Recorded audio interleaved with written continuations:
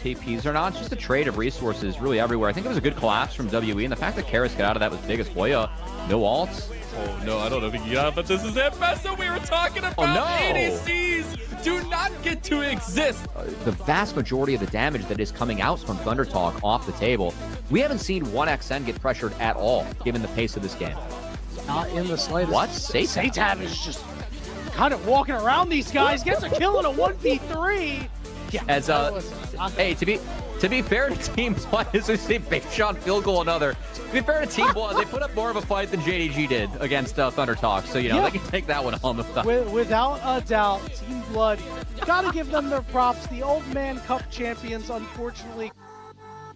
Hello everybody and welcome to yet another day of the 2024 Demacia Cup, here presented to you by the LPL English unofficial community stream. My name is Grapes, joined alongside Roodood, who is here for his first day of the LPL English broadcast. Roodood, welcome. Yeah, I know. Very excited to be on board the project. Super happy that I get to be able to cast what is going to be two very, very exciting quarterfinal games. I'm very happy to be reunited alongside you, Grapes. It must have been at least 2 years since we've last got to get on a mic together, and for the LPL, I think it's a notable occasion.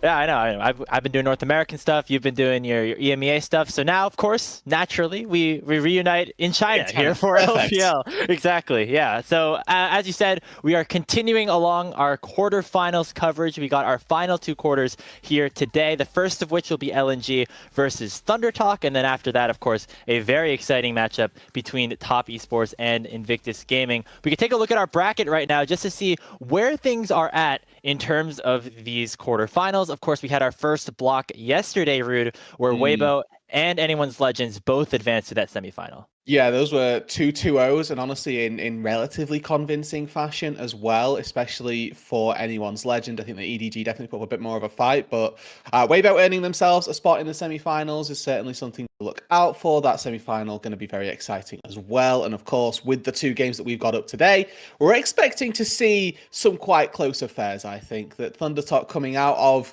their group with an upset victory, really, being the team that progressed 3-0. And then obviously that matchup a little bit later on, IG versus TES, also going to be quite the exciting one. Lots of notable faces and a really big set of rosters for both of those teams.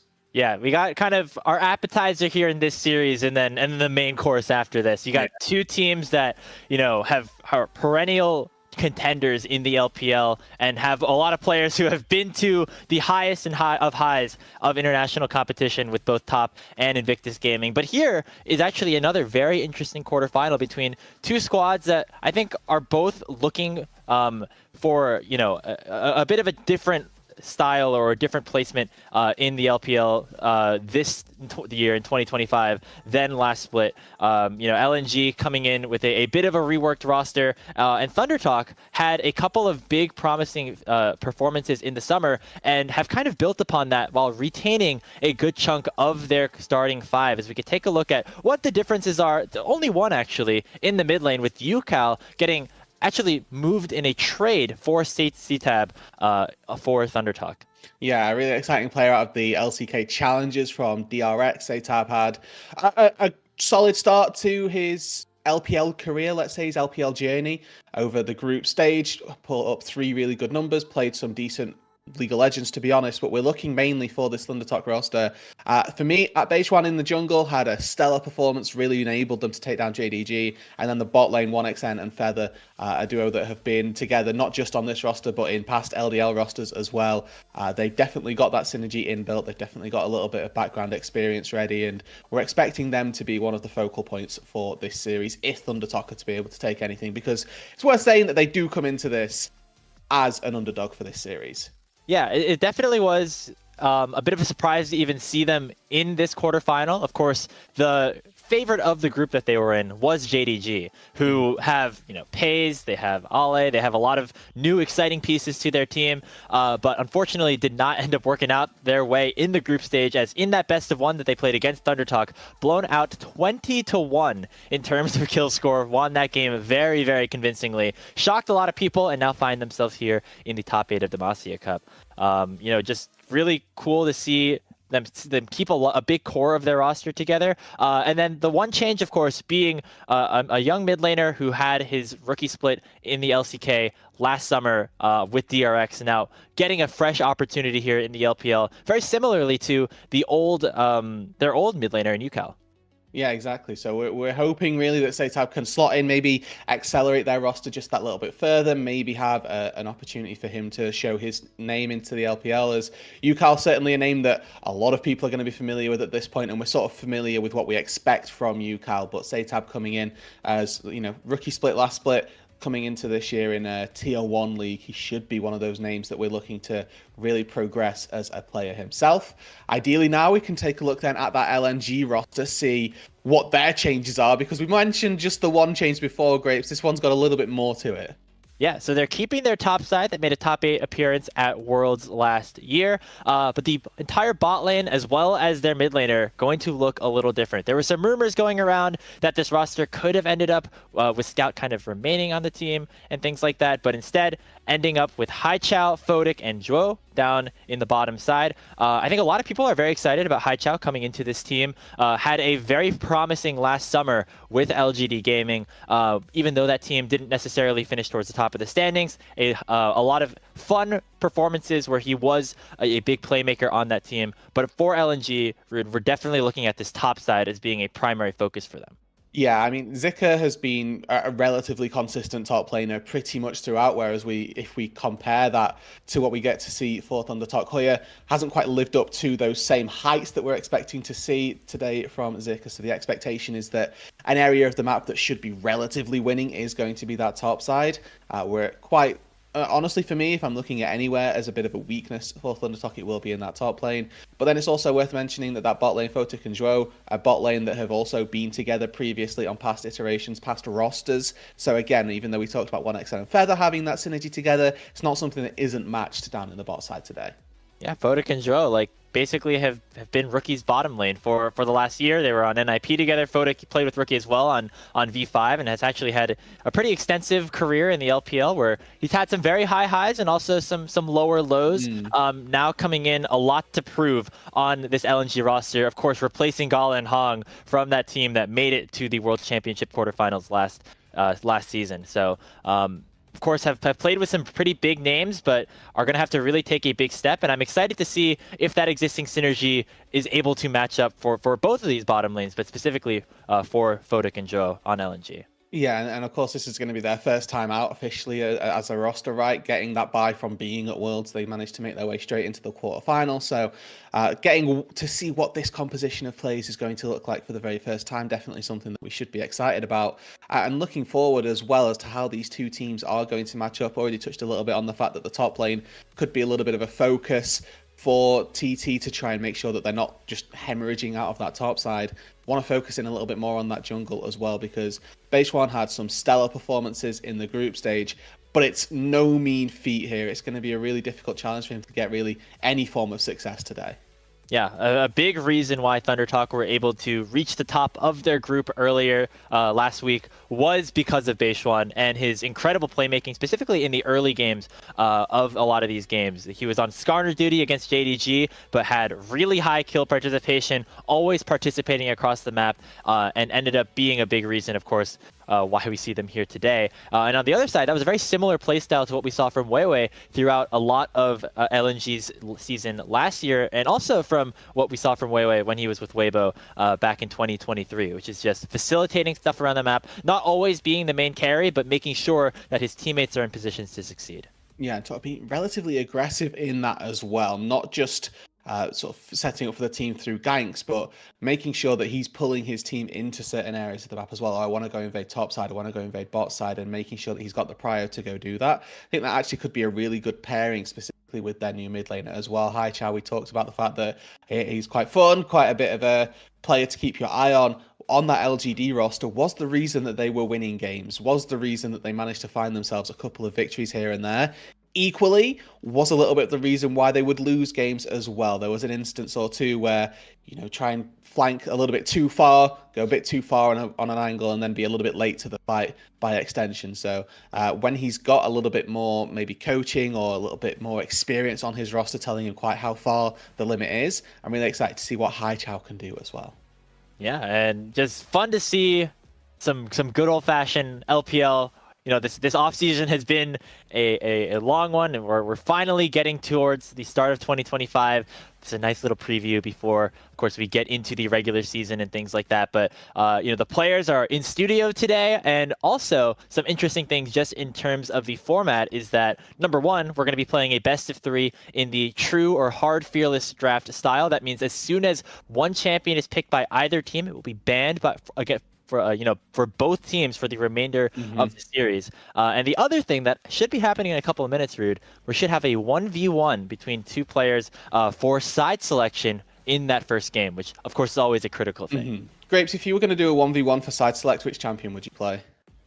There's a couple of different options. There are a couple of different ways you can go in terms of strategy. I'm not that good at CSing, so I don't think I could do what we saw in the second series yesterday, where there was a Corki versus Heimerdinger. So I'd have to go for the kill.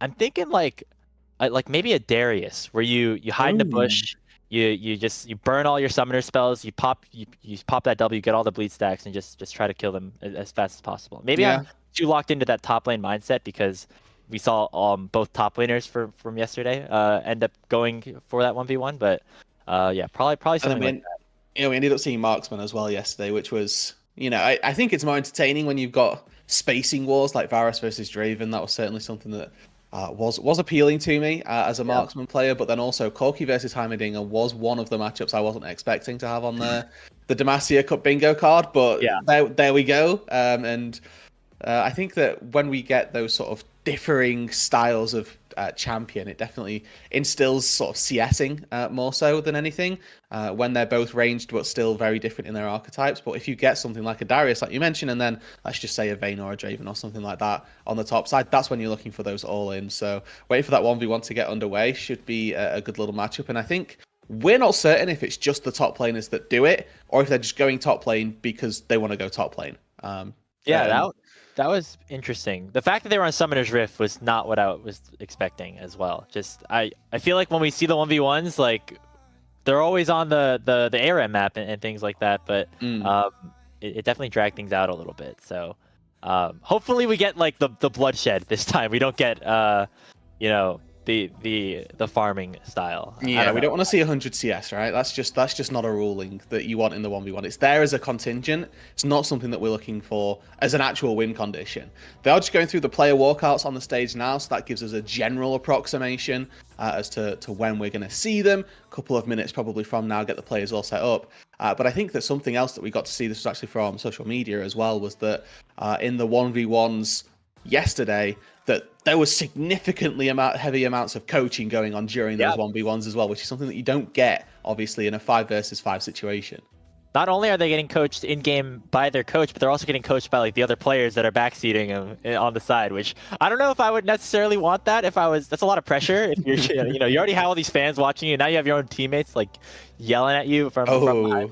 -1, just on repeat every time I miss this. Exactly. A lot of pressure, but these players are able to handle the pressure. We can take a look at some of the player walkouts right now. I believe LNG coming out here first. Again, not the same look of this team from what we saw from them last year, but I think still a lot of good expectations for this squad as we go forward. I think generally we're expecting them to be the favorites for this series just because of some of the name power specifically in that top side of the map. Yeah, no disrespect to Thunder Talk, and I think that we've given them the appropriate amount of praise going into this series that they deserve based on the fact that they took down JDG and that they sort of really upset the situation that happened in group stage. Still coming into this, they've got more work to do. Best of 3, a completely different beast to a best of 1 as well. So, one quick stomp versus, a former LPL veteran is completely different to try and take down a best of 3 with that true or hard fearless style that we've already mentioned. So I think the LNG come into this quite rightfully as your favourites. Thunder Talk still a team that we expect could find a game, could potentially find the series if they live up to those expectations. But again, going in, your expectation should be that it's going to be an LNG victory. Yeah, now the one thing that Thunder Talk definitely have going for them is that this is the first time that we will be seeing these 5 players from LNG play together leading into the 2025 season. On the other hand, Thunder Talk not only have had the 3 games of group stage already here in the Demacia Cup, but 4 out of their 5 players are returning from last season. And, you even go back to even further where you have 1XN, Beishuan, and Hoya who have been playing together, I think now for 4 or 5 splits. So a lot of existing synergy here between the Thunder Talk players. And of course, in this early season tournament, early season event, perhaps that's the area where an underdog like Thunder Talk can really rise to the occasion. And I'm excited to see, especially once we get into like the early game, like how LNG do look with this new roster, and if there is going to be any growing pain. Because we definitely saw some growing pain from JDG. That's why Thunder Talk are here in the first place. Yeah, a lot of familiarity among themselves, so that could be something that they look to exploit. And it's also worth mentioning the power of a bracket, let's say, the power of the run, so to speak, right? DRX finding their play-ins to world champions is the perfect example, right, of them being able to go from having just a lot of experience and a lot of playtime together in a tournament, and how much that can do for you just in a given situation, that you're able to find a lot of games in amongst your tournament run, and then that gives you more familiarity, more comfort. You get built into the tournament quite significantly, and even though it's only 1 set of group games, it's worth mentioning that TT do have that, okay, we've broken the on-stage nerves now as this 5-man roster. We are happy to know what we're doing when we're playing together and how that looks. Now, I think the players are like getting ready to begin setting up. Who would you send if you were the coaching staff for either team to this 1v1 battle? Would it be the top laners? I mean, yeah, I I'm think so. Your top laner. So I would send the top laner. They are in pick ban now for the 1v1. So let's take a look at what's going in. Zika versus Hoya. Yeah, I think you have to send the top laners because they're used to the 1v1 aspect to begin with. And then you also typically do it in the long lane as well, and then just familiarity with it just makes it breeds the contentness for our top laners specifically. And I already love that we have a Heimerdinger ban, because that means that that's already going to be off the table. I know that LNG have been doing their homework at least a little bit. They saw what Flanche was able to do on that thing, and it was pretty boring, so I'm happy about that. And here we go. Looks like Marksman could be the focus here. That's what we saw in that first 1v1 yesterday in the quarterfinal. Yeah, okay. Waiting for the hovers. Obviously, rule number 1, don't get baited by hovers. But a mirror matchup certainly would be exciting. The one thing with a Draven mirror matchup is you don't want to catch each other's axes and get confused. So there may have to be a little bit of skin controversy and see, okay, well, now, hold on. I don't want to pick up the wrong person's axe. We need to differentiate whose is going to be whose. But yeah, Draven versus each other for game number 1. A pure battle of skill, right? The same kits, the same potential outcome. This is certainly one of those matchups that, I mean, trying to commentate is going to be quite the joy, let's say. Now, surely this does not go to 100 CS, right? We're getting no, right? It will definitely be. One of these players will die, and there's a very real possibility that happens at level 1 or 2. Just to see who can get the shove in as early as possible. Fighting for that level 2 certainly going to be quite the important part. And then that can just snowball the entire matchup. So you need to be in the lane early on. You need to be there auto-attacking the wave as fast as possible. Making sure that you're not dropping an axe, because if you drop an axe, that's lost DPS on the wave. And yeah, there's a whole load of minutiae that will go into this 1 versus 1, especially when you've got things so specific as the Draven versus Draven. Now, we saw Draven versus Varus yesterday in the Weibo series against EDG. I think it was Breathe that played the Draven. I could be mixing my top laners up around here a little bit. It was either Breathe or ZDZ. And I don't remember who won, but it is showing that, as we get into this, Draven's a powerful pick in the 1v1. It's going to be a big pick in the meta, exactly. So yeah, this will be fun. I haven't cast like a 1v1 in maybe ever. I don't know that I ever have, I'll be honest with you, but the fact that you get to see the beauty of it being a 1 versus 1, and obviously it being the same champion, there's no element of, oh, well, he has longer range, so he outranges me, or they have a different champion that can do different things to me, so that means that's why they won. It is the exact same kit going up against each other. So the possibility for outplay really does come down to that player skill, and comes down to their understanding and their mastery, really, of a champion that you would anticipate Neither of them really have, especially as top laners. It's really comes down to that, let's call it extracurricular gameplay, where, well, I'm not expected to be able to play Draven, but how much time have I put in on it specifically for these 1v1s? And that's going to be something that comes up in the LPL quite significantly also. So when you're now looking at this going forward, is this going to be your designated 1v1 champion? Am I putting in a time now for side select?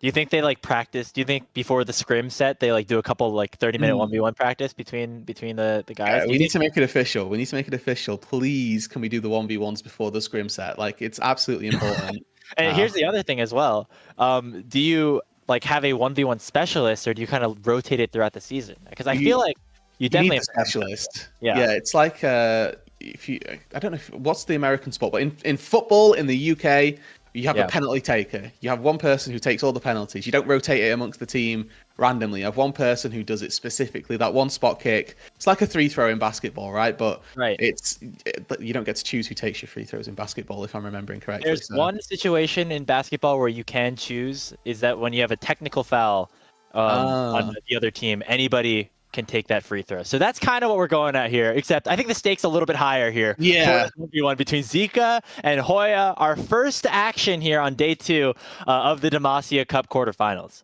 Oh, okay. Hoya already, for me, with the better position, I will say, has himself a spot inside the lane. He's got control of the brush as well. So this is a good start to begin with for Thunder Talk. Zika, I'm not quite certain of his plans just yet, but he's hanging out in the river at the moment, and maybe they're just going to go from opposing angles and start trying to hit this wave.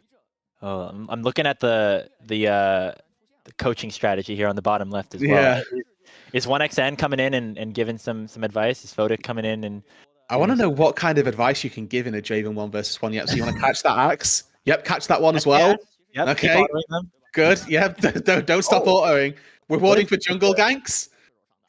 Is he going to take blue? No shot, right?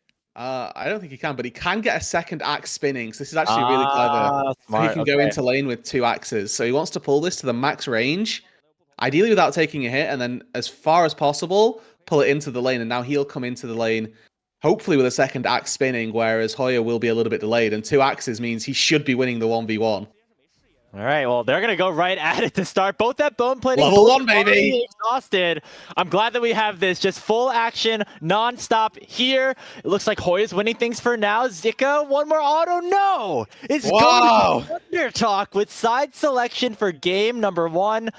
The axe strategy just didn't work out for Zika. Hoya getting the better end of it, and Thunder Talk win the 1v1. And you have to respect it, right? Draven versus Draven. You got to go all in at level 1. The expectation, I guess, is that the minions did a little bit more damage just because Hoya was a little bit more passive in that. But yeah, 2 axes at level 1 wasn't quite enough for him to overcome all of that minion aggro, and I guess a well-timed exhaust, maybe a little bit of vision toggling as well. Brush. So hey, a solid outcome, and definitely one of the 1v1s.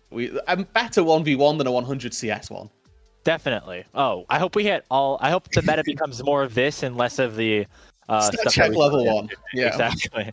I'm getting word from Kelsey as well that the Draven lost yesterday. It was not a good Varus that wins. So, well, Draven won today at least, but it also lost. So yeah. You know, we can.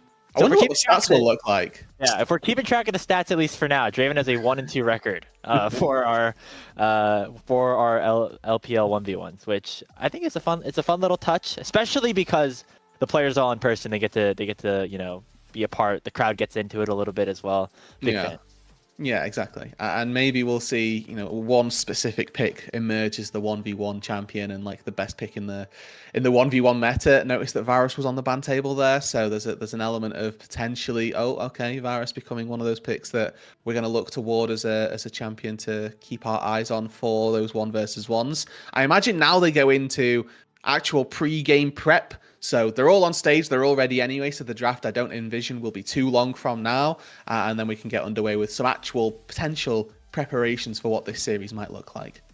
Well, let's talk about the draft a little bit. Of course, we don't know exactly where Thunder Talk have elected to go just yet in terms of side select for game number 1, but just general themes for this draft, both in this current patch, as well as with the players that we have on stage today. Anything you are looking at for this game number 1 to, your first game of this 2025 season in a way? Yeah, it's Victor bans, all blue side Victor. That's my real pickup from yesterday, was that we got 2 Victors back to back in game 1s.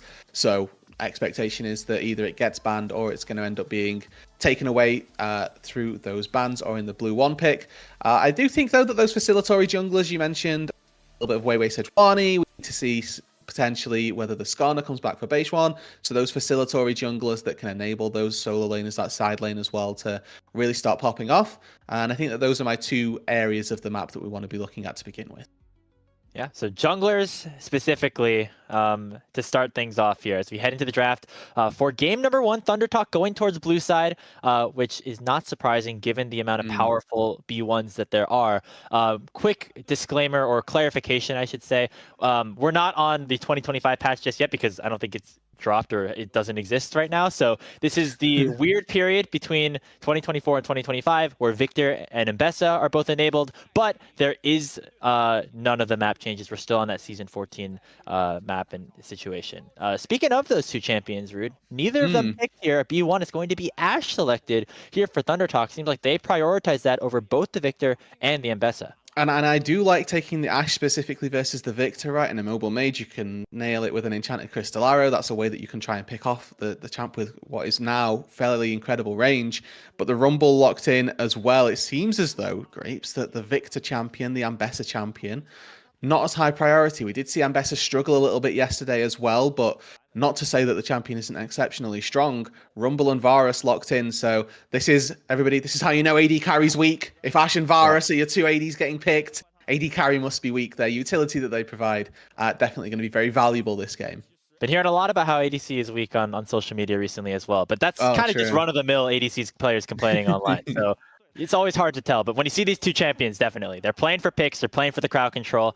Renata going to get locked in for Feather. Now, this is actually the first time we will not be seeing 1xN on Varus this Demacia Cup as a whole. But this is something that I was expecting. The Rumble countered by the Galio. We saw Hoya actually whip this out against JDG during the group stage. Yeah, so expecting this Galio to go into the top lane. I also saw Satab on a bit more playmake style mid laners as well, so it didn't quite fit the archetype from his group stage so far.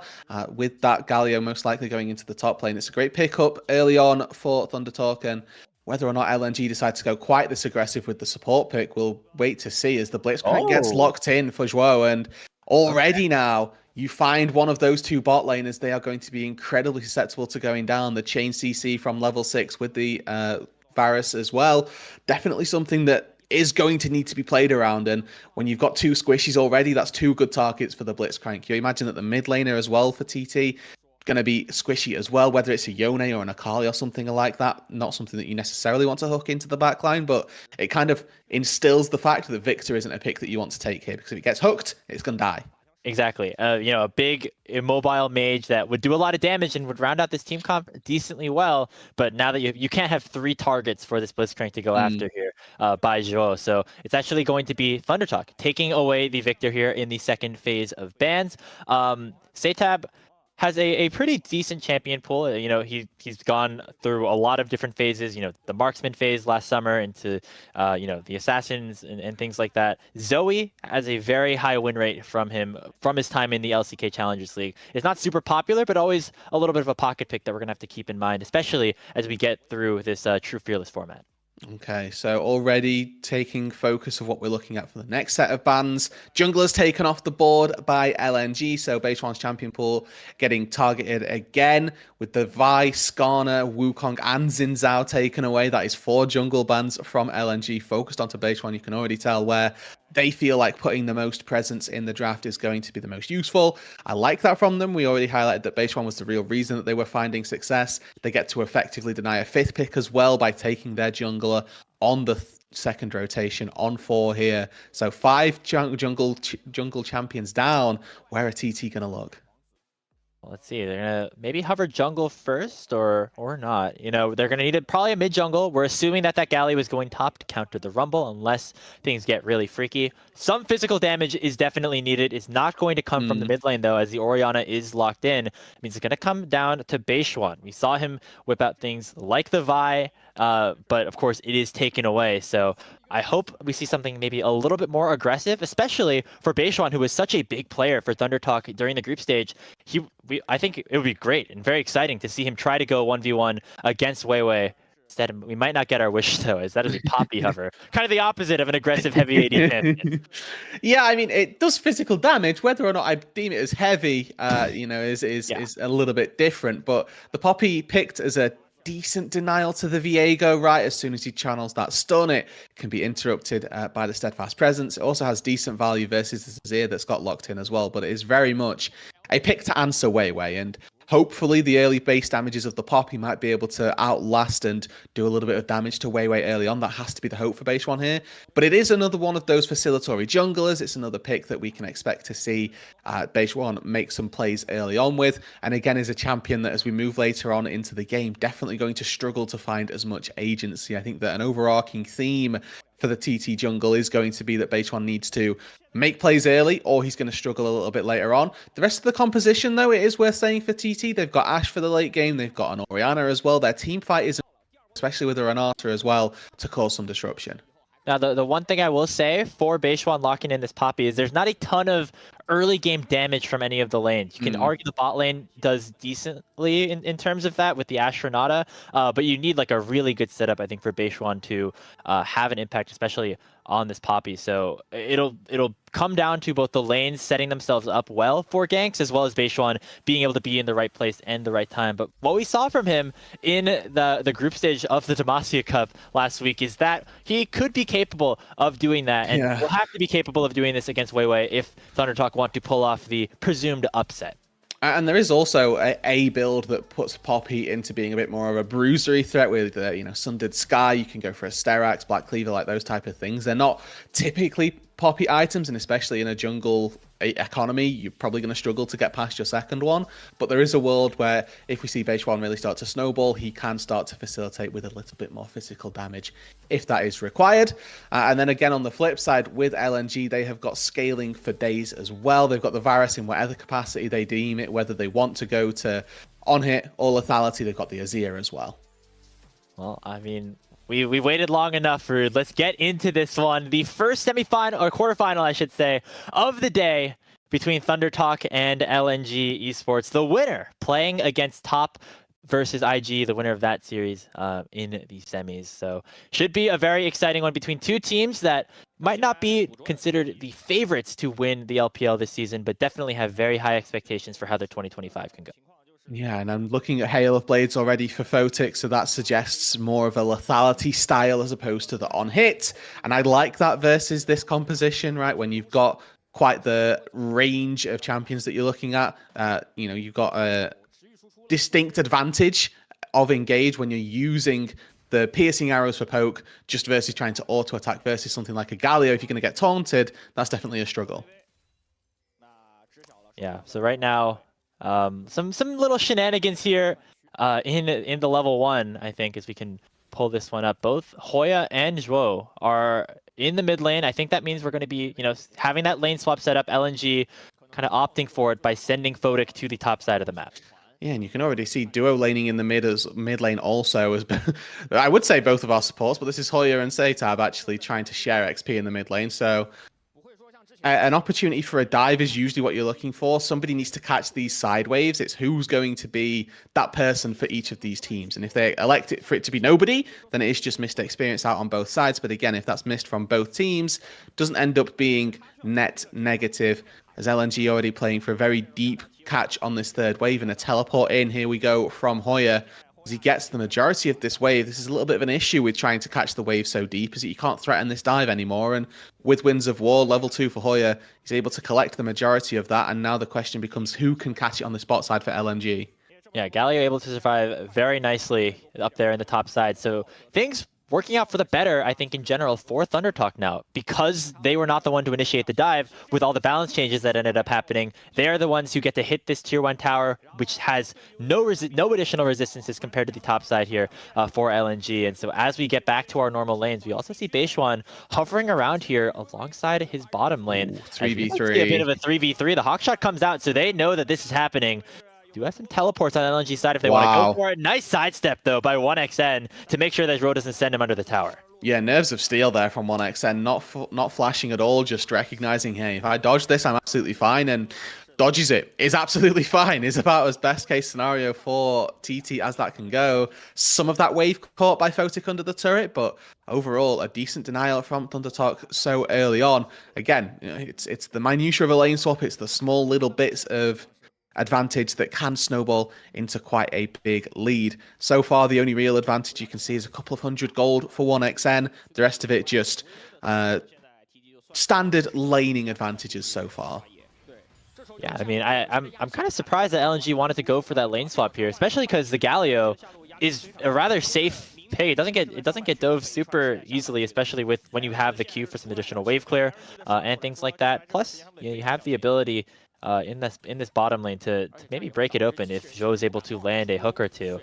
They're maybe worried just about this Rumble matchup that, you know, Hoya was able to play decently well against Ale, you know, just in the group stage.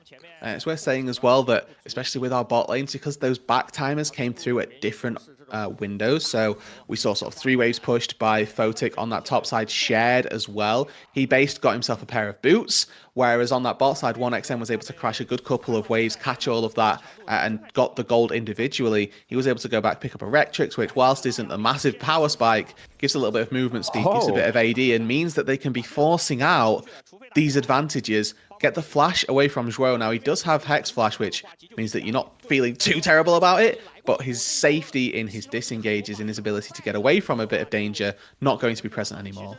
And you can see just how much they are respecting ThunderTalk, and specifically Beishuan in the jungle there, with Zhuo flashing away. The only reason he did that, and I assume, is because he was spotted on that ward on the bottom side tri-brush there. So worried about Beishuan coming in to make it a numbers advantage for ThunderTalk, so they have to burn that summoner. And as you said, it means Zhuo can still be aggressive, but cannot run away as easily, which can prove beneficial and could be an area of the map that Beishuan should want to attack.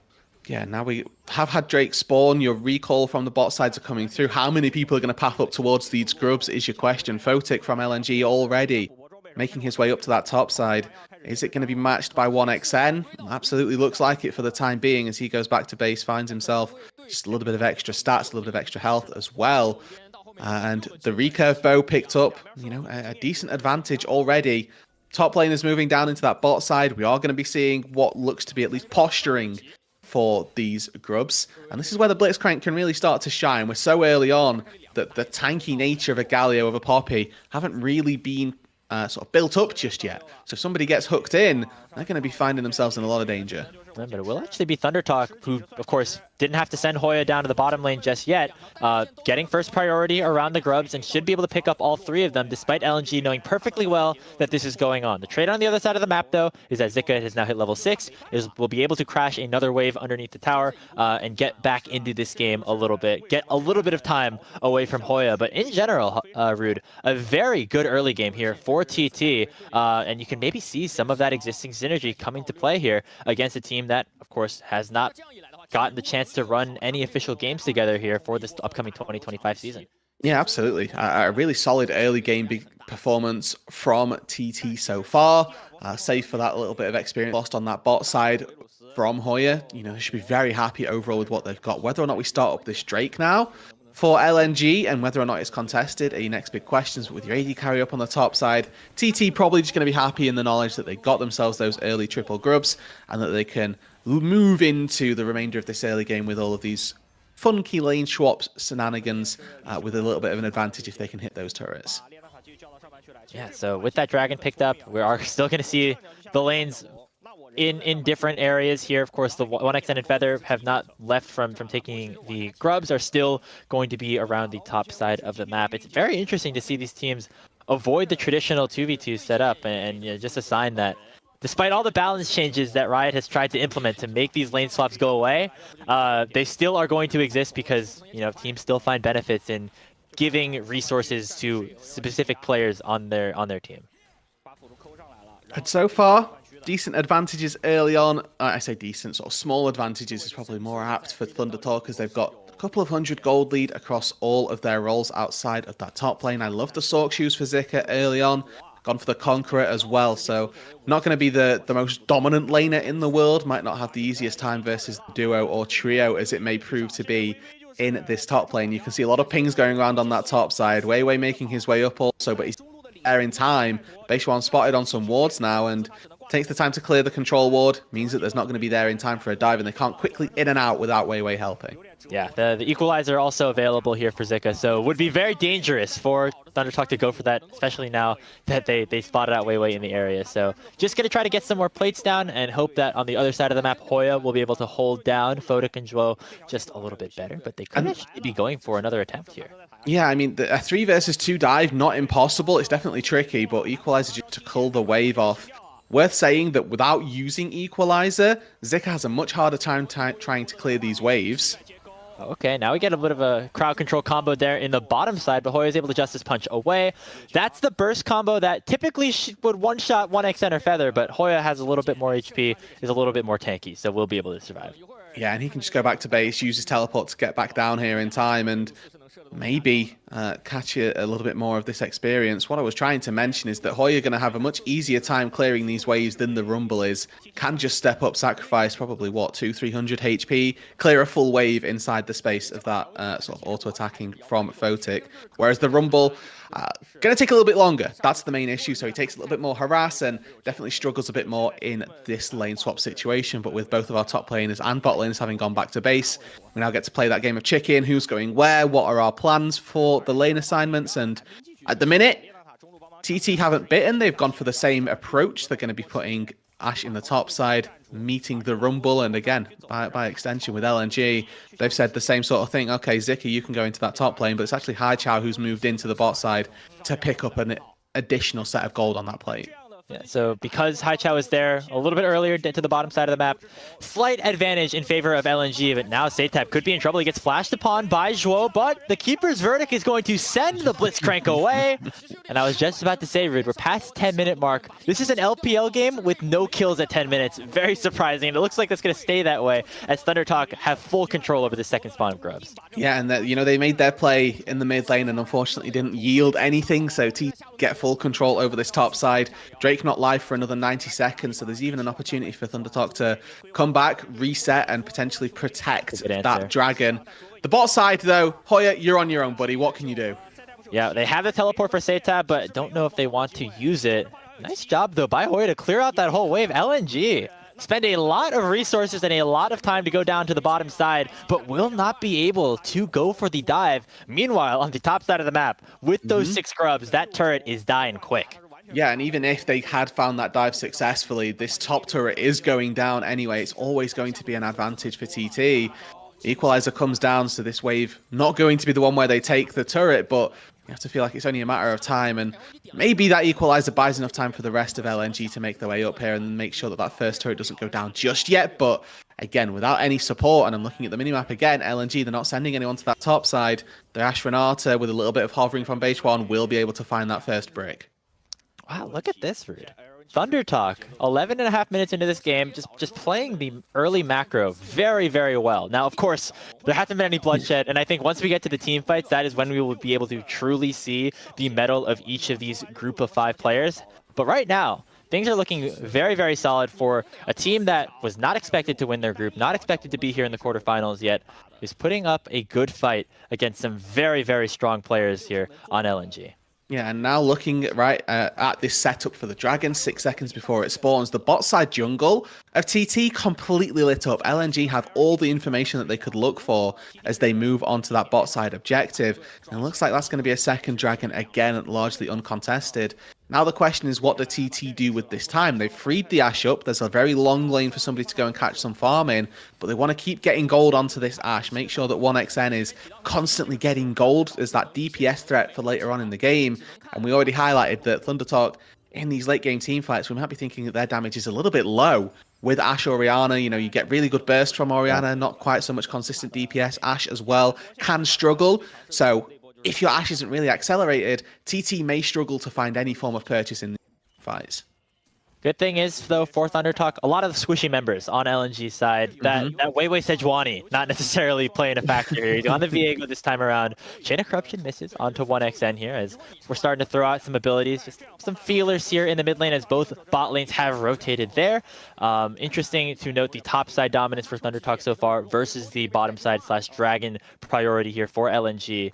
Would be good for them to continue to stack those Drakes, but for Thundertalk, it means that they can continue to stall this game out a little bit longer, but we'll have to fight around these Drakes one way or another soon. Yeah, the expectation, I would say, is that they're going to end up fighting around that third dragon. We have got the Mountain Soul for this game, so something that you're going to be looking at for a Galio and a Poppy specifically. Really exciting. There's a good chunk here already from Photon, and definitely taking the rough end of these trades. And that's the power that this Varus has, right? With the poke build, you poke people out, and they don't have the opportunity to fight back against you unless we see that Enchanted Crystal Arrow committed.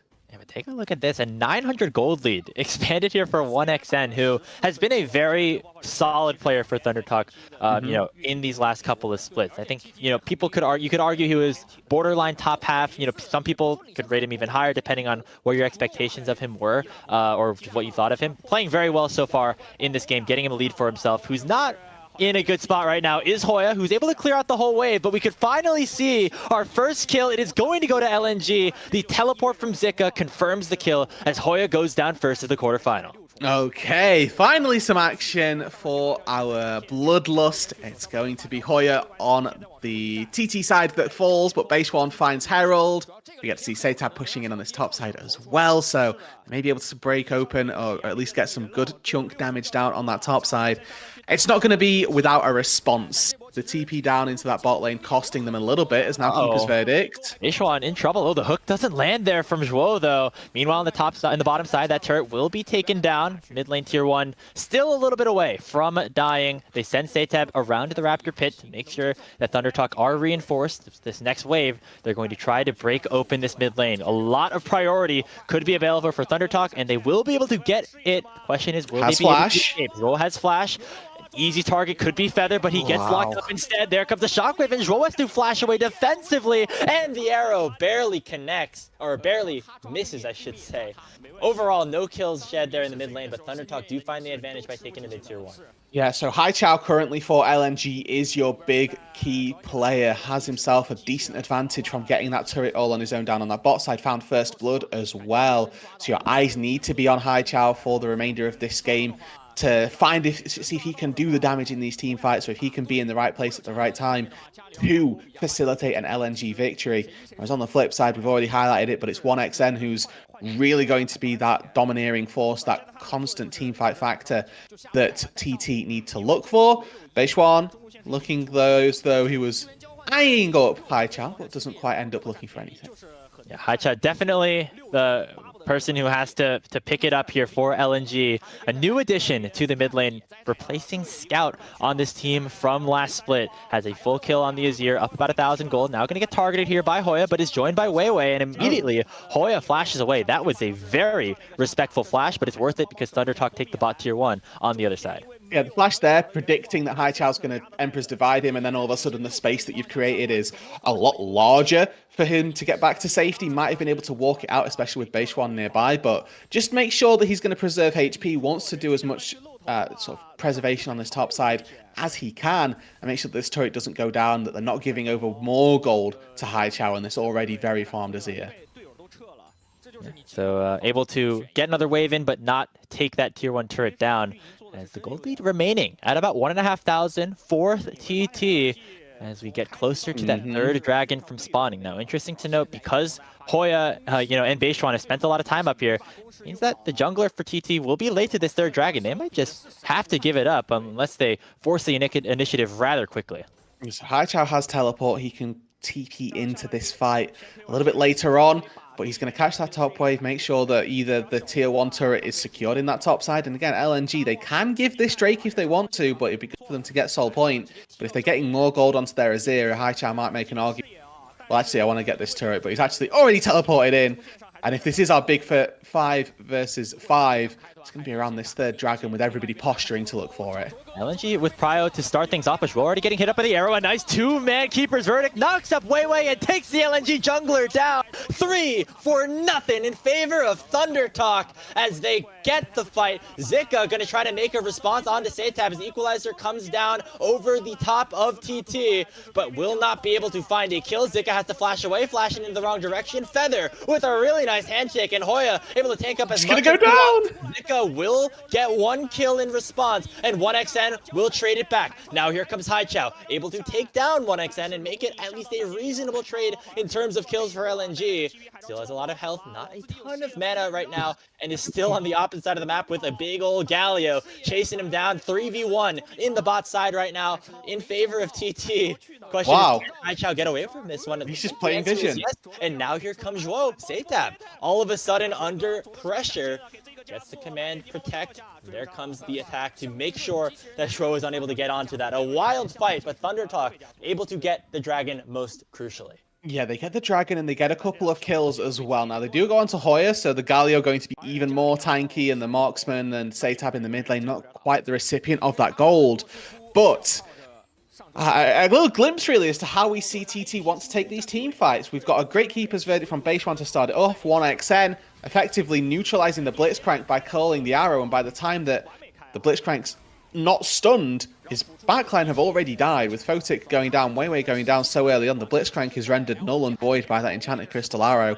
Really solid pincer maneuver from TT, as when they move into this topside jungle now, it's, okay, we've got enchanted crystal arrow ready, we can find any person that we desire, and when we call that as well as the Renata ulti down at the same time. Oh, arrow from downtown connects onto Haichao. Beishuan there to try to add on to the damage, but Haichao able to dash away with the shifting sands. A long-range arrow from 1xN nearly finding a kill. Okay, so through Beishuan getting hooked, hold on. Okay, looks like he takes a lot of damage. He's absolutely very, fine. very well. And now Weiwei is the one who gets hit up by the handshake, has to use the Heartbreaker to escape, and does not get hit by the Renata ulti. Meanwhile, the Chariot of Corruption does put some Blight stacks onto Beishuan, but they will not be able to proc them until that piercing arrow comes through. We can see some of the power that Photic has, but just not nearly enough at this stage in the game. No, not quite. And a very scrappy topside fight. Very scrappy game as we've moved into the mid stages of this one, which is quite exciting, as Haichao still remains to be that presence on LNG, 2-0, 2 items on the Azir. Rest of the team just a little bit by the wayside, as you can see a couple of items finished for 1xN. That Shadow Flame looking to be picked up by Satab as well. Once we get there, you can really expect to see this Orianna Shockwave start to deal quite the amount of damage that is going to be quite scary, as Haichao will pick up this tier 1 turret. It's been escorted by Weiwei and Zhuo. This is again more gold funneled into the Azir, more pressure on Haichao as this new mid laner for LNG to carry them through game number 1. Yeah, and he's very quickly becoming the main character for LNG, despite being a very new face to this team. Normally synonymous with LGD here in the LPL, but this time, of course, a big shutdown on his head. 2 completed items already. And we talked about how when he was with LGD, Roodood, Haichao was always the one to make these aggressive plays, be the one to pull the trigger, and sometimes that not ending up working well for them, whether it's a little bit too over-aggressive or not understanding his position on the map. He's going to have to really have a good performance in these game-deciding team fights, as we now see Beishuan being very aggressive and not caring because he's got Thunder Sky and he's got a lot of health. Yeah, just throw a buckler, get a little bit of health back, and even versus Haichao, who, 2 levels down on, he's taking, 3-4 autos from the Azir and only losing sort of a quarter of his HP, so it's a good position so far for Beishuan to be in, but again, the prevalent era of this Poppy is starting to fall away. The time in the mid-game where the Poppy's going to be really impactful has started to subside, and moving into the late game, moving through the rest of this mid-game, it could be quite difficult for Beishuan to facilitate as much as he might have once been able to. The damage coming through from Haichao, from Photic, means that this Poppy going to start getting taken down a little bit faster, a little bit quicker, and that those spell rotations aren't going to be nearly as possible. The Galio, on the other hand, very tanky already. Yeah, Thornmail on top of the Hollow Radiance already here for Hoya, which means he's able to do a decent job at clearing the waves, but also going to take a lot of time to take down here. The Thornmail is an interesting choice because Photic is going the lethality build, so shouldn't necessarily be auto-attacking too much. Just wanting to apply Grievous Wounds, I suppose, onto Weiwei will be the main objective of that item. But Hoya, overall, playing this one's pretty solid for now. Just has to make sure he keeps his backline carries alive, as it'll probably be Beishuan being the one to force plays, on flanks and initiating the team fights. It's worth saying as well that Zika with the Conqueror and the Riftmaker also now is going to have a decent amount of Omnivamp built into the Rumble kit. So the Grievous Wounds there, certainly something that if Zika makes the mistake of auto-attacking the Galio, could find him itself in a little bit of trouble. Haichao now the focus. TT. Another arrow coming out, finding the stun onto Haichao as well as the handshake. Looks like the Shurima shuffle so far, but a nice stun into the wall here by Beishuan. The Sun Disc comes up, but I don't think that's enough to save him in a 1v4. That's a big shutdown onto the head of Satab, and we're past the 20-minute mark. Baron potentially on the table here for Thundertalk if they want to be aggressive here in a 4v5. Yeah, they should look for it, to be honest. That's the big member of LNG down. TP up, but 30 seconds on the death timer. Now, LNG, they've got the pick. They've got the Blitzcrank, and the Equalizer in the pick can be tricky. They send the teleport from Hoya directly into the pit, so no opportunity for a flank. Hook immediately, though, lands on the Feather, who is able to flash away. The bailout should be able to keep him alive for a little bit, but eventually he will tick down. That is one kill, and now a 4v4 has opened up with Haichao spawning with TP in 10 seconds. Now Thundertalk on the wrong side. They don't have a turret here. Away from the rocket grab. Zika does not have the Equalizer, but has a good amount of heat. Is in on a flank. Teleport comes in. Thundertalk might have bit off a little bit more than they could chew. Haichao! He gets one shot before he goes any bit of damage, but the damage has been done on the other side for LNG. They get two. Hoya stuck in a 1v4, and he will fall as well. LNG punch back, and the Baron attempt from TT goes awry. Completely stymied in the pit there. LNG come up trumps. A solid performance all round as Zhuo lands the initial hook. The Equalizer from Zika takes down Feather. And that then enables for a really easy chase down. Beishuan now sniffing around this pit. Feather back. Doesn't have the hostile takeover, but a 2v3 against a Baron as well. Yeah. Possible. It's so hard to fight Zika, though, right now. That Flame Spitter is doing so much. Woe coming in as well. The Electro Harpoon, the Sun Feather, and it will be a kill. But the Baron not going to be taken. Photic was just way too low, and that Dragon already spawning. And you know that Thundertalk want to potentially go there and even up this count. Yeah, so job done there by Feather and Beishuan. So good job that they're at least able to prevent that Baron from going down, and that can still be an objective. It stops LNG from completely snowballing, and so they saw where he was beginning the recall, and that means that they can nail the arrow to begin with. Great use of the Hawk shot as well, but Haichao, 2 deaths back-to-back, gonna have impeded his KDA just a little bit, but really, there's not a lot that you can do once you get caught out by the arrow like that. Probably needs to have initially dodged it before there's any real chance. But then this is the disengage or the prevent and turn from LNG. Pull in just whoever's easiest, and the Renata, particularly squishy, quite easy to try and take down. Hostile takeover is completely dodged, and then they're just corralled into the top side. And Satab's already dead. Yeah, nice pick. It must have been Haichao and Zhuo collaborating on that one. Keeper's Verdict preventing it from getting worse, but now that's the mid laner for TT down. LNG now onto the Baron. That was hostile takeover used as well. The missed synergy between Beishuan and Feather. They both use their ultis and they counteract one another. Flank mark for Zika. Haichao flashes. Arrow goes wide, but there's not a ton of damage now on Thundertalk, especially with Satab dead. They initially go onto Weiwei, who has to flash away, and now it's going to be Zika in some trouble here. Gets onto the wrong side of things, and it will be 1xN picking up that kill. No top laner now, down for LNG. That Dragon, very well available. They can just send 1xN to go solo this, but also with the desync on those death timers, they might fancy themselves something a little bit extra. Satab now live, and they've got 30 seconds. Where Zika isn't going to be a part of any fight. TT, though, they call the pace of the game to be slowed just a little bit. Dragon here, a lot lower stakes. LNG more than happy to sacrifice this for what was, again, a little bit of a misstep around that Baron. This time it's Zika who gets just a little bit too close for comfort. And the issue when you're playing against specifically an Ashe is the second that one auto attack goes down, you do just get caught. Haichao here, great engage, great find on the Orianna, and yeah, pretty much solos out Satab. There's a Blitzcrank ulti there for good measure, but Satab was definitely caught by the Azir. 30 seconds pretty much up now. Zika back live, and we restore ourselves on this 5 versus 5. Who's got the advantage so far? There's a 1k gold lead currently for LNG. It's largely sat on that top side. Haichao, 1600 gold up over his counterpart, very close to that death cap being finished. And when that hits Grapes, that's your big ticket. That's when Haichao starts to turn on. Yeah, we, didn't get to see him in the last successful team fights for Thundertalk because he got caught out first in both of those instances. So now definitely going to be a major threat, especially with that death cap nearing completion. On the other side, though, you have to take a look at 1XN. Has those 3 completed items and a BF sword already in inventory. So he's very strong here in this bottom lane as well. Yeah, and a small thing here, the Bloodthirster coming in third means that 1XN is now the target that Thundertalk want to be taking these arrows, wants to be taking the piercing arrows from Photic, as an arrow goes wide there onto Zika. But the lifesteal means that he can get hit by a Varus Q, sustain up off the wave.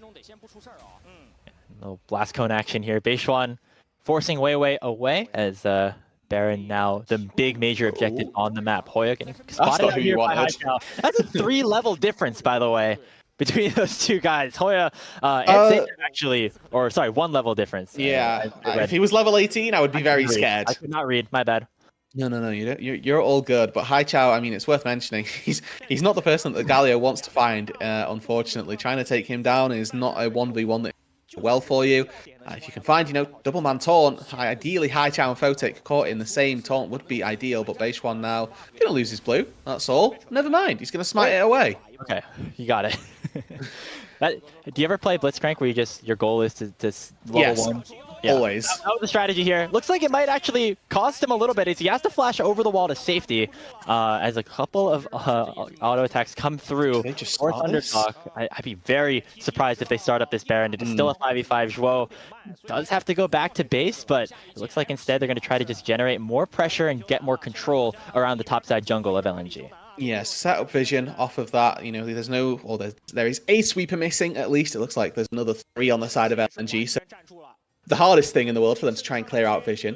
But with 1XN now being in that mid lane, they're going to set up the push. Mid first is, port of call for pretty much every neutral objective play that you're going to look for. Move back into this topside jungle, assert your vision, and you can see that other than LNG with Weiwei being the living ward, they have no vision in this. Important to note as well, Photic has the Edge of Night as well as the Cleanse, Zhuo also with the Mikhail, so the added pressure of that Ashe ultimate gets negated just a bit because of the extra safety nets that LNG do possess. Right now, mid lane prio going to be a priority for both of these teams. Neither one feels super confident to start up this Baron. No, I mean, the potential for disruption on that Baron has already proven to be quite significant. You've got hostile takeover on one side, which in a pit can havoc. You've got the Equalizer in combination with the Blitzcrank, where again, you're already really penned into one specific area. So finding a Blitzcrank hook, not the hardest thing in the world. And we're just seeing this back and forth. Goes on to Zhuo. He can't get away from this one as a lot of damage comes through. Shockwave as well as Hoya getting on top of him with the flash means that support for LNG is down. And Thundertalk now turning their eyes towards Baron. They have done such a good job controlling vision around that pit that it's going to be very difficult for Weiwei to get in there. Well, that's one of the tools gone, right? The Blitzcrank isn't there anymore, but there's still Azir poking at you, Varus poking at you, Rumble ulti over the top. Gets singled out by Weiwei, has to flash away. Now Photic in some trouble as well. Haichao doing so much damage though in this Baron pit. Already Satab taken very low. The Baron will be secured here by the Poppy. Will the damage from LNG though be enough? Haichao has to flash away. The shifting stand sealed, barely keeping him alive. Meanwhile on the other side of the fight, Zika has arrived, has the Conqueror proc, picks up 2 kills. It'll be a fight won for LNG in response to that Baron being taken, and it comes off for their veteran Zika, who gets himself a triple kill in the pit. They get the Baron, but it costs them everything. Satab slammed into the wall as well. And here comes Viego, baby. That's an ace here for LNG as they take control of the map and of this game number 1. Baron goes in favor of Thundertalk, but they cannot fight their way out of the pit. Haichao sacrifices all but one of his hit points to make sure that TT fall in the pit. Now they can set their eyes on some turrets. The tier 2s fall like butter at this point, just getting churned through super quickly, super easily. But this probably means, Grapes, that this game is going to continue to be a little bit longer. We've got no Baron, no pushing objective for either of these teams, no Soul coming through for another 5 minutes. It's a one fight for LNG, and it's great that they're able to turn all of the Barons away from ThunderTalk, but it doesn't give either one of these two teams that snowball that is going to open up the game. Yeah, and Zaytap here just getting caught out by Weiwei twice actually in the extended fight, but that initial play takes him to half HP, then Haichao just does so much damage in the pit that basically takes Zaytap out of the fight before, you know, it even really begins. Yeah, and it's a really good look as well from Beishwan. Flashing finds Haichao into the wall, and 1xN flashes for an extra auto, but the shield from the shifting sands actually keeps him alive. The W, the bailout from Renata, wears off on 1xN, like times out the second that Zika gets on top of him, and all of a sudden all of your conditions that you think are met, just not quite there, and then Zaytap unfortunately takes a little path back round, and Weiwei is just literally waiting for him. Yep, he was able to get a back in the Baron pit after the objective went down, then teleported back in, and then died. Got caught out by Weiwei twice in that fight. Bit tough there for Zaytap in one of his first games here on stage in the LPL. Is now with control over the map. LNG are in a good position now. Also picking up their third dragon. That means the next one would be Soul. As now Beishwan getting caught out here by Weiwei, but Hoya wants to make this a fight. Redemption keeps Beishwan alive, and the taunt will land onto Weiwei. The Viego in some trouble right now. He gets charged into the wall to make sure he can't take the blast cone. Here comes the hero's entrance. It knocks up 2, and that's a shutdown onto Weiwei, but Zika gets one in response. But now the Rumble is singled out and will be taken down here, as now it's 1xN with a ton of items taking control of this fight. Just going crazy with the bailout, keeping himself safe, gets the volley, and will finish the kill onto Photic before he eventually goes down. So 4 for 2 there in the jungle. Haichao not a part of that fight, was doing some good zoning to begin with, but ThunderTalk able to just find a way back into this game. Again, we talked about the fact that these fights have been so close, but winning for one side just barely. This time round, ThunderTalk are able to pretty much brute force their way through onto Weiwei.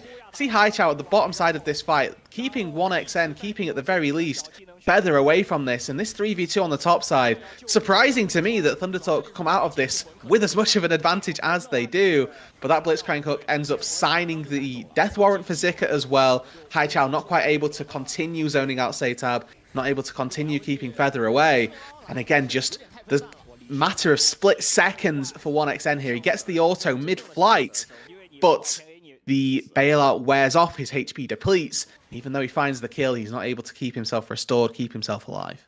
And the two things right there I want to talk about real quick regard both of the mid laners. First of which, Zaytap's Shockwave, I don't think hit anybody. It was on the top of Beishwan's head and just didn't connect, and ThunderTalk were still able to win that fight. And on the other side, Haichao just wasn't able to get involved as much, as we have another fight erupting. Zhuo already just getting singled out by the Enchanted Crystal Arrow. That is 1xN getting kill number 5. No objectives on the map right now, but just allows more time for ThunderTalk to gain control around this topside river. Yeah, and this is a bit reminiscent of previous seasons where we used to see Tom Kench used as a counter to the Ashe. You'd constantly gobble the person who was getting Ashe arrowed, and then it turned into arrow the Tom Kench and take him down. Zhuo's doing the same thing here. He's got the Mikhails. Whoever's getting arrowed, he's looking to Mikhails them, but he doesn't have a QSS for himself. He doesn't have the own tool to keep himself alive, and 1xN just constantly picking out the Blitzcrank. He's the only target that they can conceivably take down. The mobility from the W not enough to get him away from any form of danger, and constant picks, constant threat from this Ashe. 1xN continuing to find the picks for his team. Yeah, you could say like, oh, it's just the Blitzcrank. They use all these resources on our support. Like, we'll take that. But it's really, it does kind of start to add up, as, you know, that allows for more vision control. It allows for ThunderTalk to extend this game even further. They're still down about 2,000 gold, but I think they're happy with where the state of the game is at this point in time. 1xN super strong. The front line of Hoya and Beishwan going to eat up a ton of damage. And Zaytap, of course, is going to be playing, you know, for that Shockwave, making sure that he's able to get it at least down to one priority target.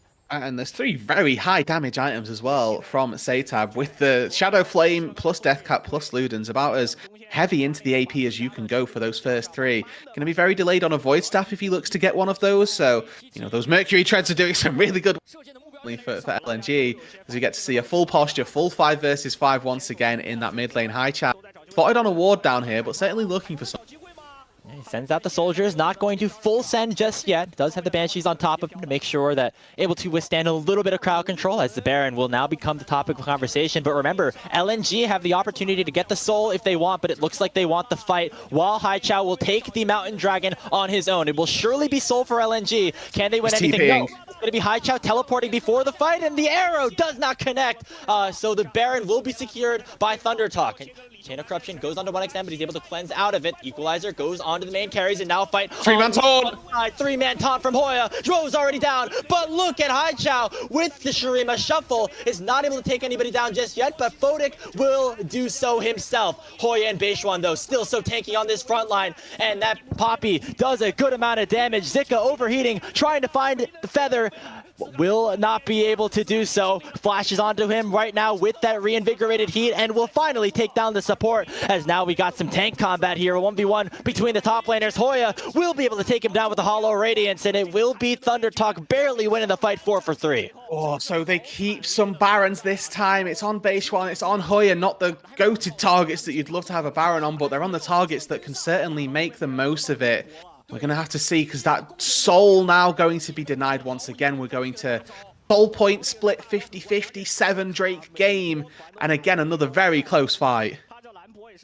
Yeah, and again, the big thing is that, you know, LNG committed for that fight. Haichao was sent down there to initially start up the dragon and confirm the soul, but teleported before the objective went down. So they kind of don't get their cake, and they're not able to eat it either.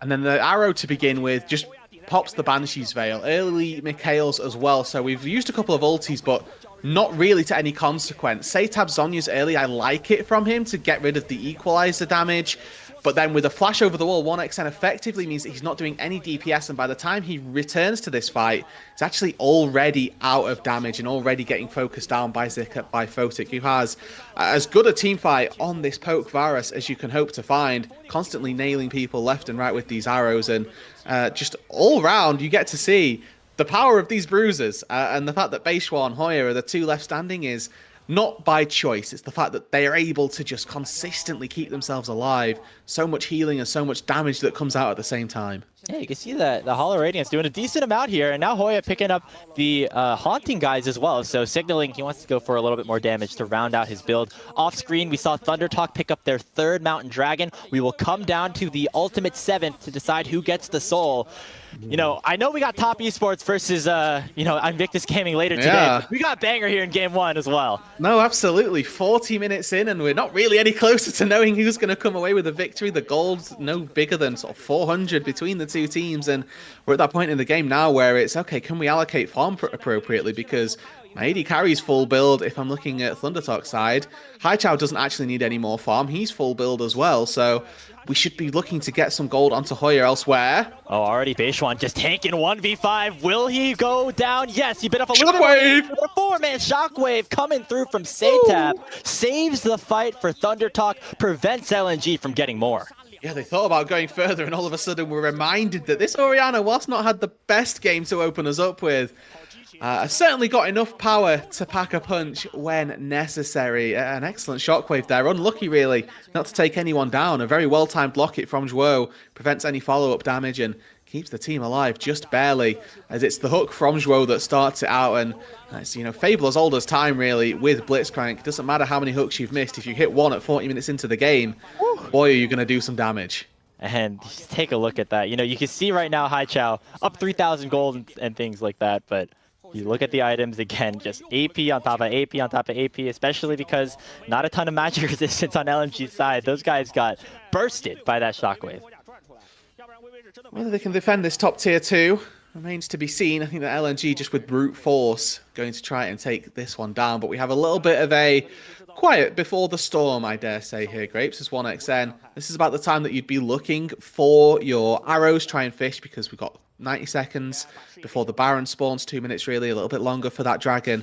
This is when you're going to look to try and use that Enchanted Crystal Arrow, knowing that it will be back up and ready for when those objectives spawn. Maybe you can force the cleanse from Photic to get a little bit of an advantage going into those fights, but not going to be the case. Instead, just stepping around inside their base. They haven't got vision control. The power of that pick didn't really give LNG anything other than control over the map, which, you know, say it as a small thing, can be very impactful in these late game situations.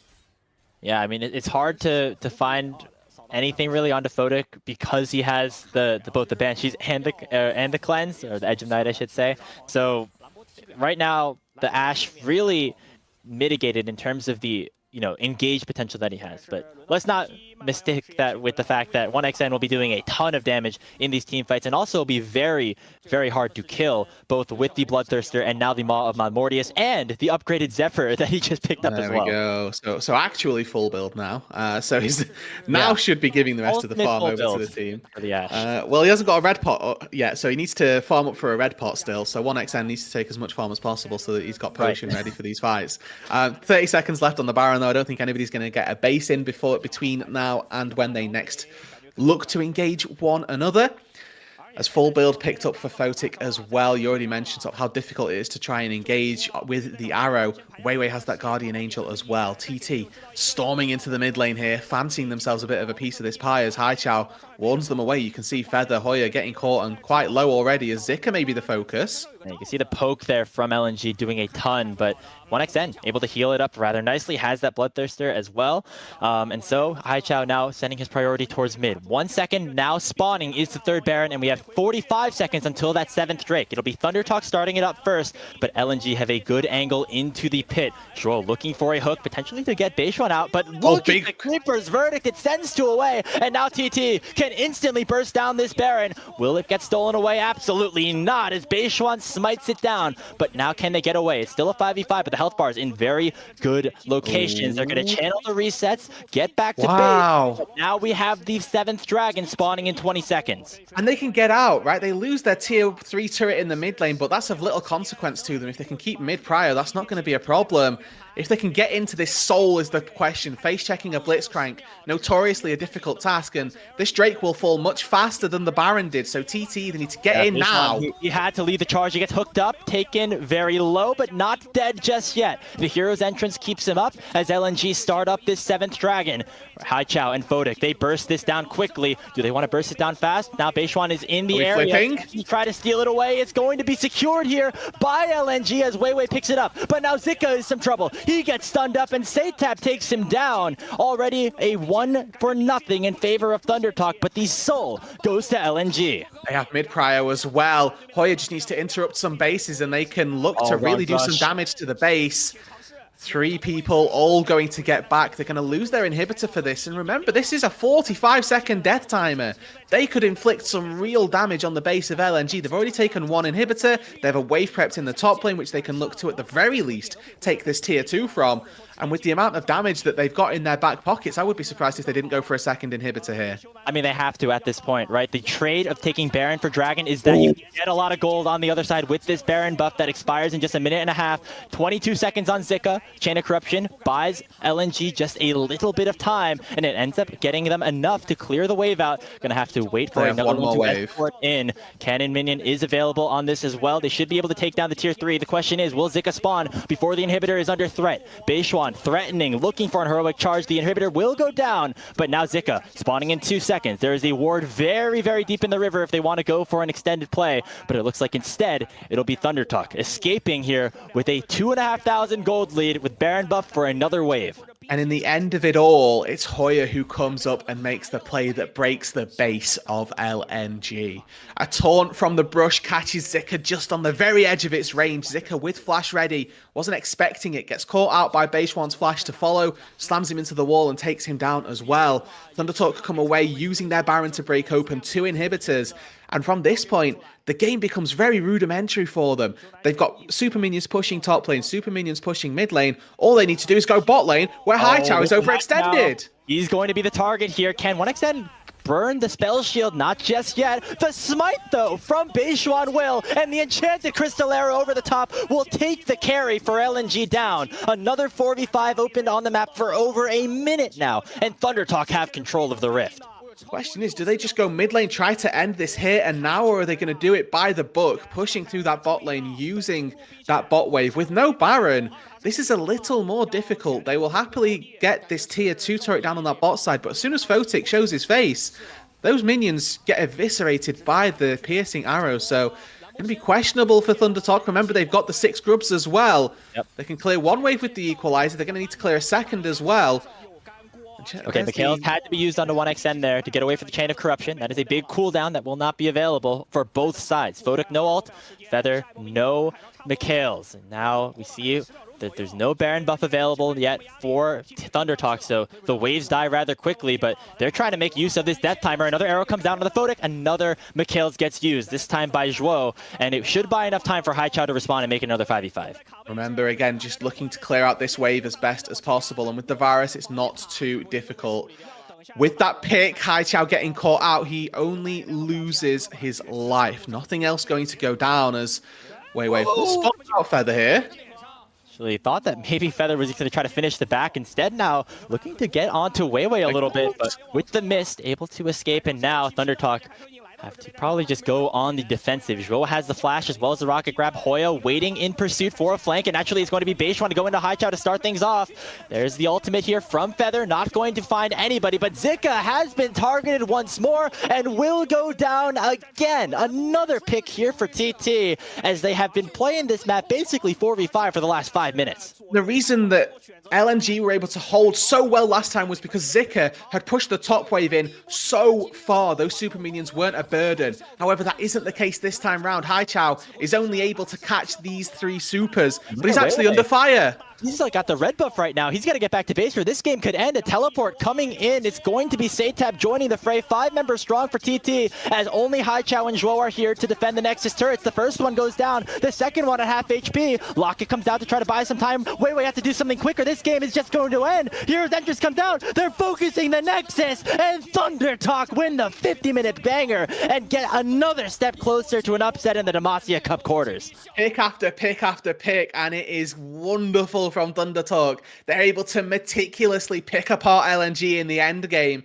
constantly just finding one member, asserting themselves on the map, and getting exactly what they needed from every single situation. That was a game that, at 45 minutes, Grapes, could have gone either way. But from 47 onwards, we knew it was ThunderTalk's game to lose. They were constantly just pinning LNG back, putting just a little bit extra on that cake and making sure that they found game number 1.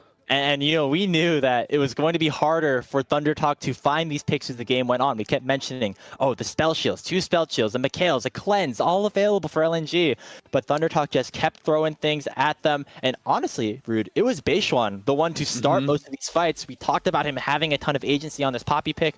He found Zika time after time, especially at the end of that game, finding the pick onto the Rumble that ultimately decided things. Yeah, I mean, just really good stuff from the ThunderTalk jungler. We were talking about him being our potential facilitator that keeps TT in this series, and was exactly that in this game, right? Didn't ever feel like Weiwei was completely running and storming the rift over Beishuan, who was, you know, keeping pace, doing exactly what he needed to do on this Poppy.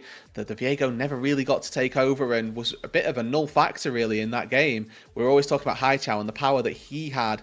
And again, the sort of hangover from last split where he would sometimes be a little bit too far forward, get a little bit caught out. Happened again in this end game where he's catching a wave bot lane, which is just one wave too far forward, finds himself in a little bit of danger and gets taken down.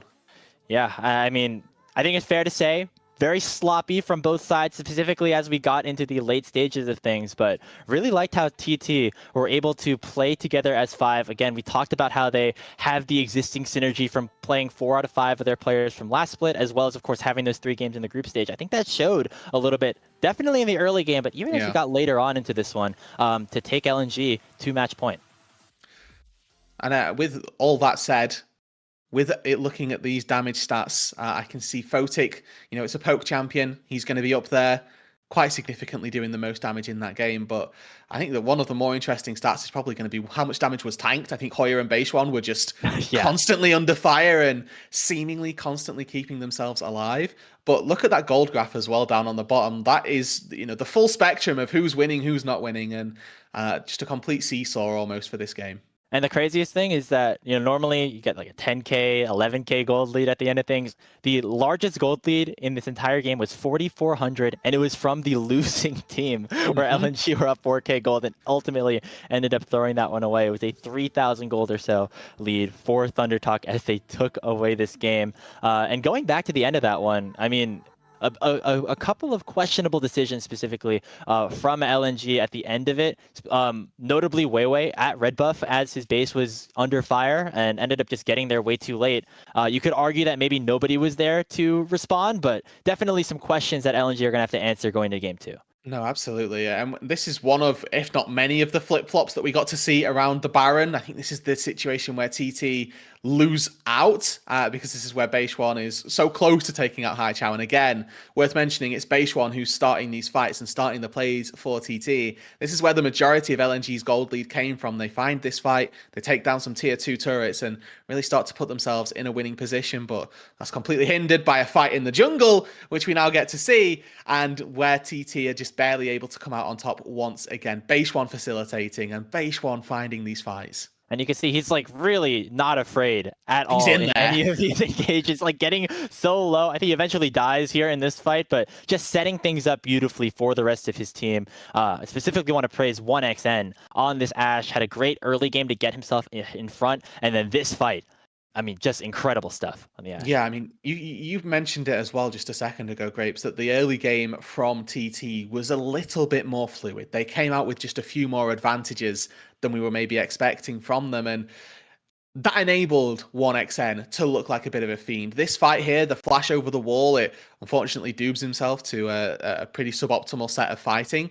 But LNG somehow still not able to come out on top, where Photic's able to snipe out the mid laner, isolates out 1xN, and then all of a sudden you're thinking, right, both carries, quote, quote, are dead. Why haven't we won this fight? And then you realize, yes, Galio exists, Poppy still exists, and we don't have the damage to take them down.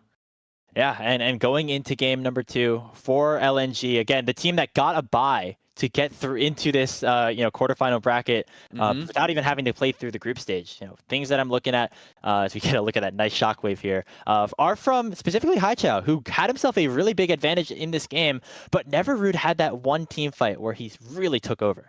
No, and maybe that's something that we will expect to see from a champion or a mid laner with that little bit more experience, right? Haichao is not a player who's been playing in the LPL for a long time, right? This is a first time outing, so it's a situation that we could expect to see maybe a better mid laner or a more experienced mid laner find himself in a better position. But overall, Haichao got some early advantages, found himself in a decent enough position, and maybe we can see him carry a little bit later on in the series. But it's going to need to be, next game, because they're going into now what is an elimination match for them.